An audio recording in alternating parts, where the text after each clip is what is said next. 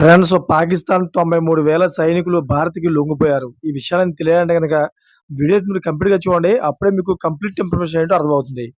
అదే విధంగా చాలామంది వీడియో చూస్తున్నారు గానీ, లైక్ అండ్ కామెంట్ చేయట్లేదు. దయచేసి లైక్ అండ్ కామెంట్ చేయండి. లైక్ అండ్ కామెంట్ చేయడం వల్ల ఈ ఇన్ఫర్మేషన్ మనం చాలా మందికి తెలియజేసేవాళ్ళం అవుతాం.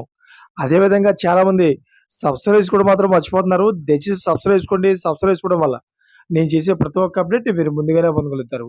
ఫ్రెండ్స్, జమ్మూ కాశ్మీర్‌లోని పహల్గామ్‌లో జరిగిన ఉగ్రదాడిపై పాకిస్తాన్ మాజీ కెప్టెన్ షాహిద్ అఫ్రిది అడ్డగోలుగా నోటికొచ్చిన వ్యాఖ్యలు చేసిన విషయం తెలిసిందే.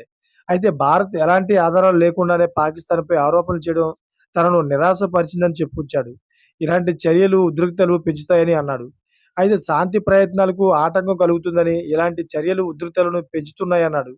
అయితే ఆఫ్రిది వ్యాఖ్యలకు భారతీయులు తీవ్ర ఆగ్రహం వ్యక్తం చేశారు. తాజాగా ఆఫ్రిది వ్యాఖ్యలకు దిమ్మతిరిగే కౌంటర్ ఇచ్చాడు world championship medallist, pugilist boxer Gaurav Bidhuri.